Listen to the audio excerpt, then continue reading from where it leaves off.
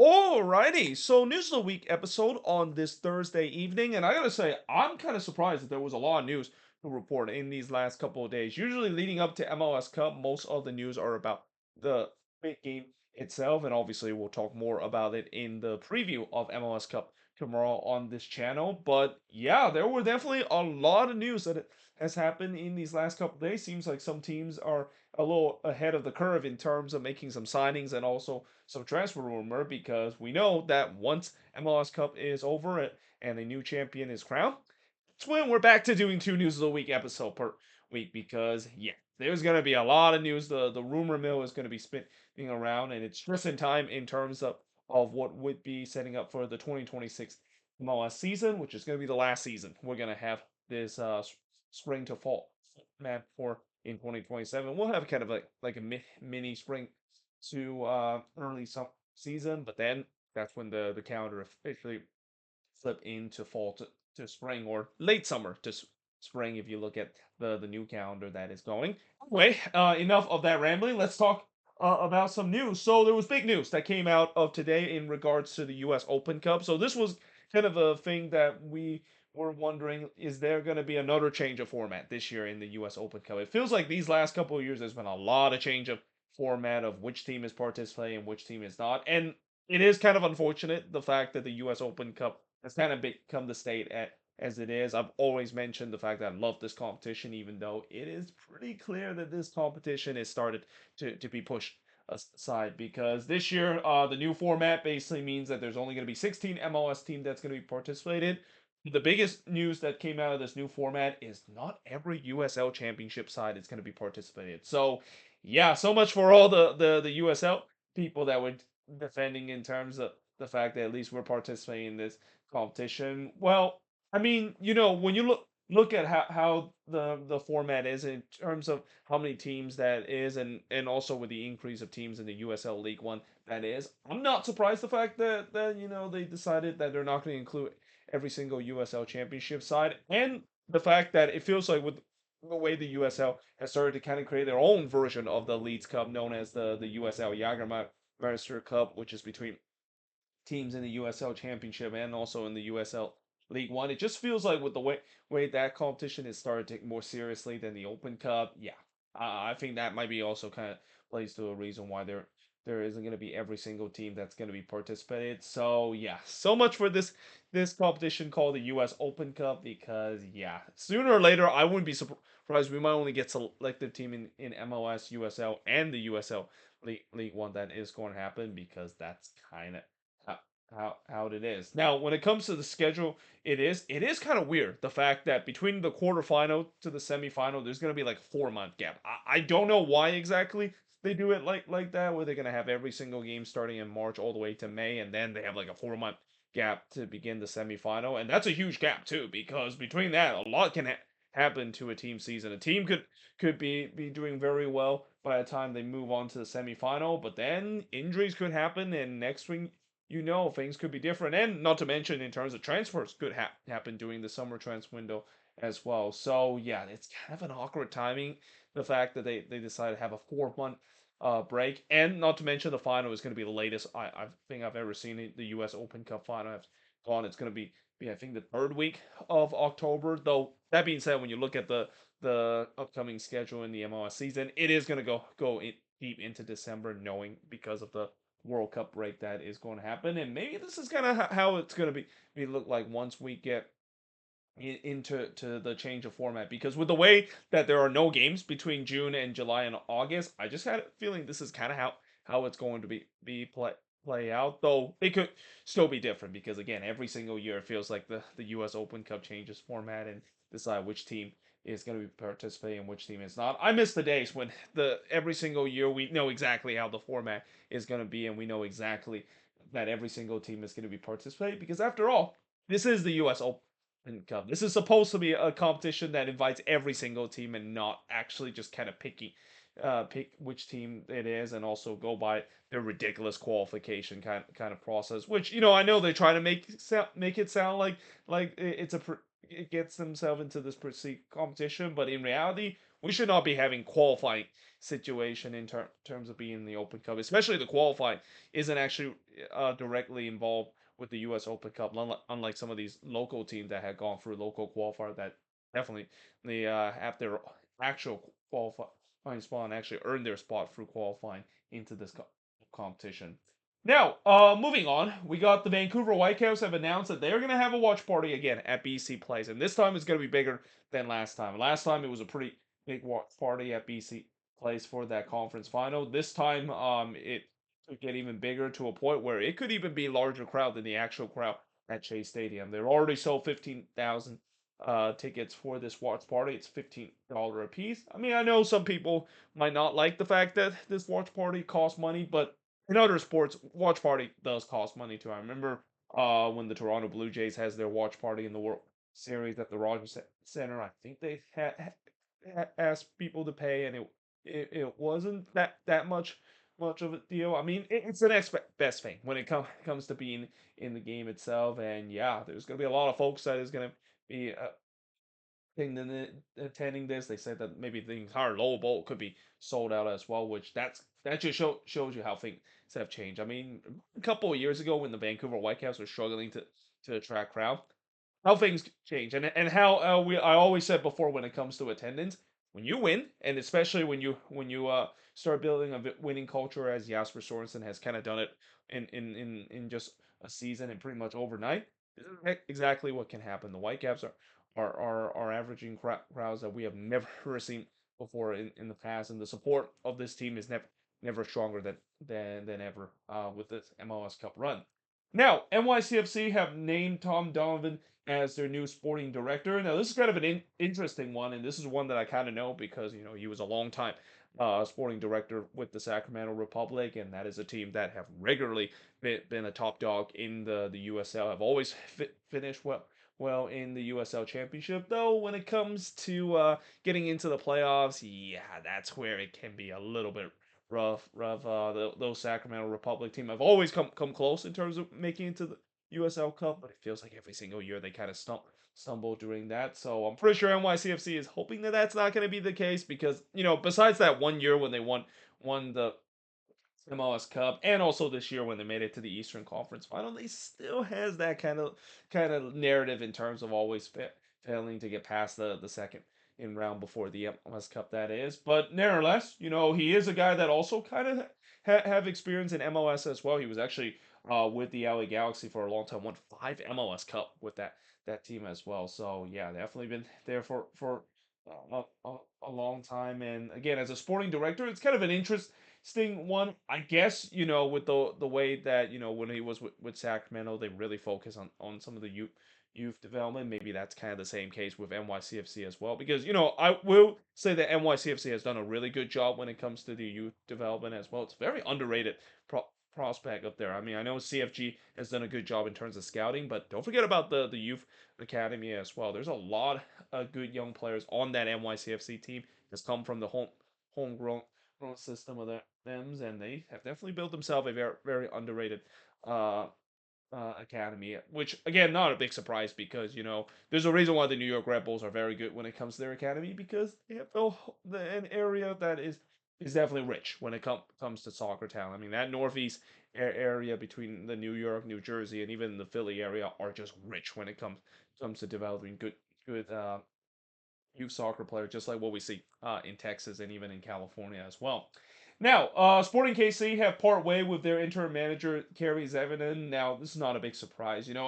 I had a feeling he wasn't going to come back with this team. I'm kind of surprised at the fact that they decided to just kind of completely moved on from him, considering he's been with the team for a very long time, starting with being a player of this team, now moving his way up and eventually become the interim manager. But with the way that how has coached this team, I mean, he did okay in the beginning, but that's mainly because they got the new interim head coach. And once that is over, then yeah, you can clearly see that that definitely doesn't have the quality to be a head coach in this league. And yeah, certainly wish him the best. We'll see whether or not if he gets another job somewhere, maybe even in the USL level, that is. But there's no doubt the Sporting KC is going to be looking for a new head coach. And again, it's kind of interesting to say that because it's been so long since Sporting KC has had a head coach. There's going to be somebody that is not named Peter Remis that's going to be the head coach of that team since 2009.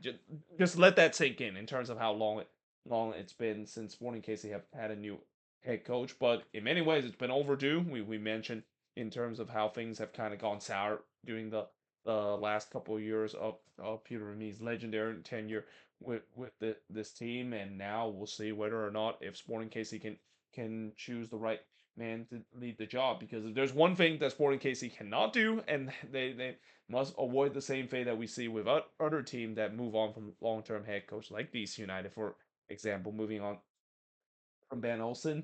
Yeah, they've been kind of spinning the tires when it comes to finding a new manager. It's been a revolving door in terms of that spot. Sporting KC is looking to avoid to do that. Now, speaking of head coach, Michael Bradley is reported to be front runner of the New York Red Bulls head coaching job. And honestly, I really wish Bob Bradley was still coaching in this league, and he might maybe get a shot coaching in MLS as well, because I think this would be the first time we actually have a father and son coaching in MLS. We've seen before where we have like a father and son kind of head coach and also players kind of role. But I don't think we ever had a father and son kind of tenure where they're facing against each other on opposite dugout. So yeah, I mean, if Michael Bradley is going to be a head coach in MLS, I feel like it's only fitting that Bob Bradley needs to return. And also, I'm not surprised that Michael Bradley is looking for a head coaching role in MLS. Remember when I talk about how a couple of years when he retired, I just had a sense that he was going to be going into the head coaching role with his leadership that he's shown during his time with Toronto FC. You clearly see the pedigree that he could definitely be a good head coach. Though one thing I will say about Michael Bradley is that he hasn't really have a lot of coaching experience, and that with him making the jump straight away to MLS as well, yeah, that's a bit of a daunting task. But Red Bulls will be a good system for him to fit. But we'll see whether or not if that is going to be the case. Now, Garth Lagerwey has announced that he is not going to be returning as the president of Atlanta United, and this is not a big surprise. I mean, my best wish certainly is to Garth Lagerwey, and pretty much everyone's wishes is hoping Garth Lagerwey would do well, because he's been battling cancers in these last years or so, and I just hope that he eventually does defeat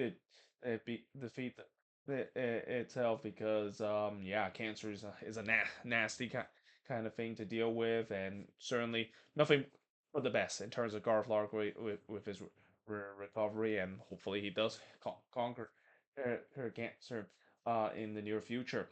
Now, moving on to some signings that has made, because again, even though this week is MLS Cup, it feels like some teams are a little ahead of the curve when it comes to the season. So the Chicago Fire have signed defender, and I'm not gonna lie, this is gonna be an absolute butcher of this name. Anytime when it's a South African name, I mean, it's gonna take me a while to learn. Hell, when Minnesota signed Bongo Kule Longwa name, it took me a while to learn that name, and even then, I keep calling him Bongi as well, as he likes to prefer that. So I'm hoping this guy will have a shorter name than is it Big Kazali? Big Bukasi? Again, I'm probably absolutely butchered that. I apologize to anyone that's watching this, especially South Africans that is watching this as well. But yeah, they signed him from Orlando Pirates, and again, this is a thing that is kind of started to become a trend where we're starting to see a lot of South African players have come to MLS, and some of them have found some success as well. I mean, I mentioned Long One as a great example of it. But yeah, it seems like the Fire are looking to hope that is going to be the same case. Especially, they do need to strengthen their defensive line as well. Their defense last year was kind of a liability at times. So yeah, hopefully this signing may help improve that. Speaking of defender, Nashville have signed Ghanaian defender Maxwell Willett. I think that's how you pronounce his last name. But yeah, this is clearly the Walker Zimmerman replacement. After Nashville move on from their longtime captain, it was pretty clear that they need a replacement, and yeah, that's a pretty big shoes to fill in terms of trying to replace Walker Zimmerman. I mean, I know it's not going to be an indirect, or it's going to be a direct replacement there, because Nashville actually have pretty good defensive line as well, and they have some backup plan in there. So I don't think he's going to be starting straight away. But certainly, they're looking to trying to add some defender, add some depth after this offseason. They move on from their longtime captain Walker Zimmerman. Now Orlando City have signed Robin Janssen to a contract extension. This is not a big surprise because Robin Janssen is pretty much the heartbeat of the defense. It's been that way for the past couple of years, so this is no big surprise. He reached a contract extension, and then LAFC have signed Hugo Lloris to a contract extension. This one may be a little bit surprised because Hugo Lloris is getting to near the end of his career, but I guess with the way that he's still relatively serviceable for LAFC, and he's still considered to be a pretty good goalkeeper in this league. Not a big surprise that they decided to bring him back for another year or two. Now, moving on to some of the transfer rumors. So, Montreal striker Prince Owusu is reported to link with a couple of Bundesliga teams. We got Mainz and Wolfsburg as the teams that he is linked with. And this one is not a big surprise considering Prince Owusu. I think he's had an incredible season for Montreal. I mean, considering the fact that he is basically playing on a team that has no number 10 whatsoever. He's been pretty much mostly creating his own chances because of the lack of playmaker, and still were able to be a good goal scorer for this team.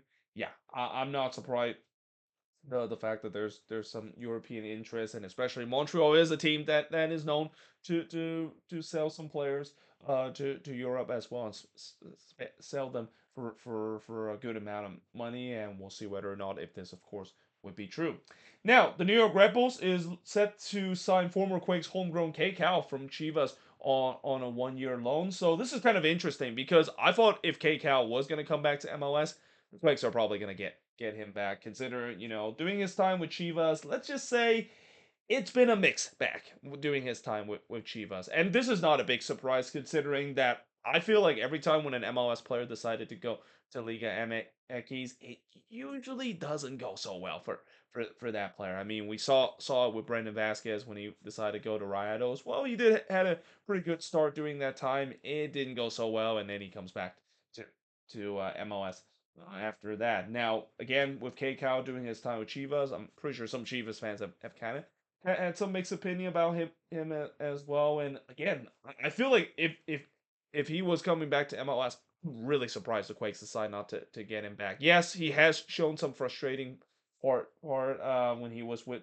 the team, but again, this would have been a perfect opportunity for him to come back to the Quakes. But instead, the Red Bulls are looking to sign him, and we'll see whether or not if this, of course, would go well. I mean, he has potential. I do see it with him when he was with the Quakes for the first couple of years, but it's all about whether or not if he can reach that potential, and that is still a huge mystery at times because there's times where he has shown his potential, but then there's times where it just hasn't been discovered just yet. He's still a pretty young player. It's hard to believe he's still, I think, only in his early 20s. And the Red Bulls is a team that is known to develop some good talent and give young players a chance. So again, might be a pretty good fit in terms of that, even though it's only a 1 year loan.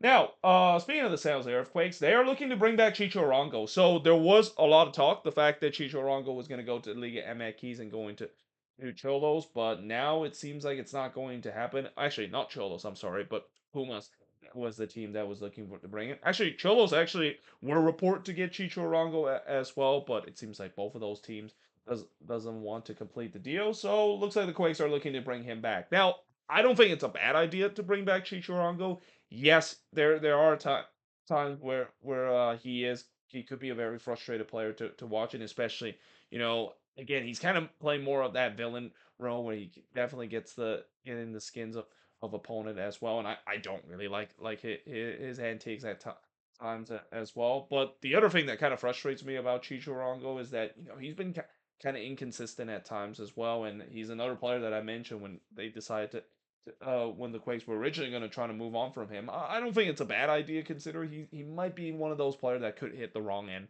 of 30 when it happened. And again, we'll see whether or not if this is going to be the case, or the fact that he's going to have an incredible year. That is, I mean, all they need to do is to sign Christian Espinoza to a new contract, right?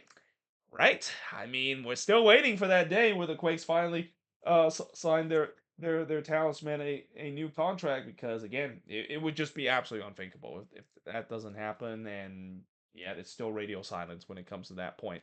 Now, the Seattle Sounders, their report to so Danny Leyva to Necaxa. So again, we're seeing some MLS players that is still trying to go to Liga MX to continue to develop their career. Again, I don't know if this is a good idea to do so, but again, for the Sounders, it's pretty clear that they want to move on from Danny Leyva, especially with the way that he definitely eats up a lot of the cap space the Sounders had, and he hasn't really been playing a lot of minutes for the team either way. So him going to Mexico, we'll see whether or not if that worked well. For the most part, it usually doesn't work well. Speaking of players that's also going to Liga MX, so you know how Cal is coming back to MLS to go from Chivas after his time with Chivas has been kind of turbulent. Well, it seems like now Brian Gutierrez is looking to test that water. So the Chicago Fire is reported to sell Brian Gutierrez to Chivas for $5 million. Now, $5 million for Brian Gutierrez, I feel like they could have definitely done a little bit more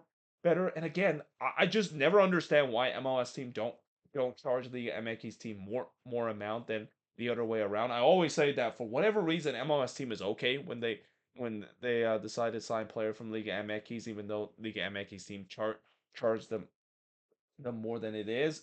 But the other way around, it just doesn't work like that. So yeah, again, we'll see whether or not if this does happen. And again, for Brian Gutierrez, I know has a pretty good career so far with the Fire, and he's been a very big fan favorite. This would have been a tough loss for the Fire fan base to have to deal with. But again, him going to Chivas, we talked about many times before, where players decide to go to Liga MX, especially going to Chivas, it usually doesn't work so well. So we'll see if that might be different, and we also will see whether or not if this deal does happen.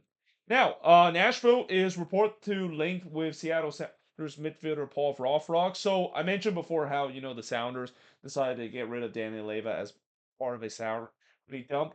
You would assume they probably use that to re-sign Paul Rothrock as well, right? I mean, it's kind of unthinkable the Seattle Sounders are decided to not re-sign Paul Rothrock, consider the service that he done for the team throughout this season. I mean, with him having such a breakout season, you would expect him to be an absolute lock. But credit to other MLS team, especially Nashville, they're immediately pounce on it. And if this deal does go through, I think Paul Frolrog will fit very well in the BJ Callahan system. I mean, he is a really hardworking kind of player, something that BJ Callahan really demand his players playing time. But yeah, again, if the Sounders decide not to resign him, you know what the old saying goes: one man gain is another man gain, or at least it's something around that is. And yeah, Nashville was looking to take advantage of the Sounders, really kind of making a huge mistake, I think, in my opinion, of deciding not to resign Paul Rothrock. Now, Inter Miami is report to sign Timo Werner from RB Leipzig. Now, I'm not quite sure how reliable this source is. In fact, I feel like this feels like it's a really strange signing, considering that Miami feels like all they do is sign South American players, especially from Argentina. I mean, you do have the goat himself playing a big influence in terms of that, or them signing former Barcelona players or Messi idol on that team as well. So with them getting Timo Werner, I mean, I know they need a Luis Suarez replacement after Suarez is going to be playing in his final game, and the same goes for Busquets and Alba. But I mean, Timo Werner, I don't know if that kind of make too much sense. Especially, I would also think that this would really upset the New York Red Bulls, wouldn't it? I mean, the Red Bulls for a long time was trying to get Timo Werner to sign from RB Leipzig, and usually when you have a team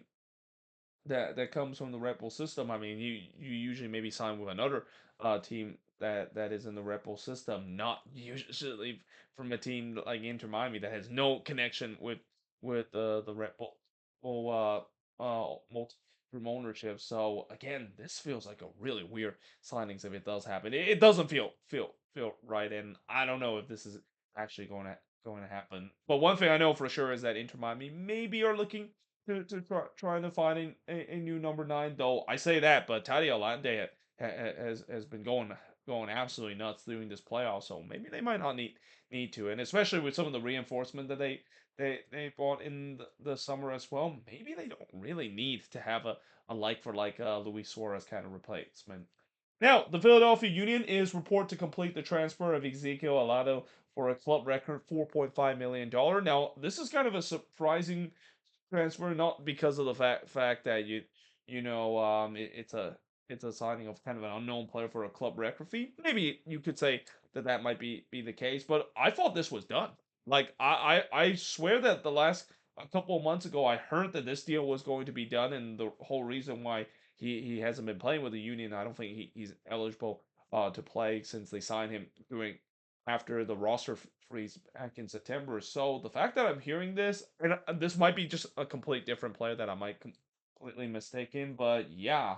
Either way, I think this deal is not only going to happen, and again, from what I heard from Union fans, probably a little surprised the fact that the front office is splashing a lot on this guy, considering he hasn't really been scoring at a big at a good rate for a number 9. And I know this is clearly the Mikel Uru replacement as well. I don't think Mikel Uru is going to come back for this team this off season. But is this worth to slash a club record fee in terms of that? I mean, I will say that the Union, when it comes to their signings, most of the time they usually hit the signings when they don't spend a lot of money. So I guess maybe this might be one of the example of them maybe splashing out just to show that they do care about the team, even though they're just signing a bunch of duds. And then turns out that they also are signing some cheap amount of players, or continue that whole from pipeline that is always very strong within this team, and continue to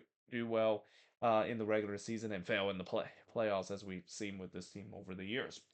And then, speaking of playoffs, so the viewership is up 23% compared to last year. That's not a big surprise. In fact, I feel like this should be much higher, considered the whole reason. I think the reason why ratings is up is because Messi is still playing. I mean, if Inter Miami was eliminated like what we saw last year long ago in the first round, the playoff rating will decline. I mean, there's no sugarcoating this.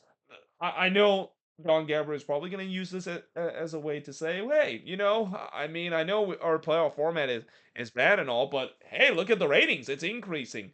Yeah, it's increasing because your biggest name is still on the play, or still in the playoffs, and it is probably going to win the whole thing by the end of Saturday, unless of course if the Vancouver Whitecaps can deny him there. So yeah, I don't think the league, I know the league is gonna use this as an excuse in terms of the fact that the playoff ratings is up, but I do feel like there's a pretty big reason why that is the case, and I'm always wonder once this Messi mania is going to be over, because we know that he's probably going to be gone in these next couple of years, even with the new contract that he signed with.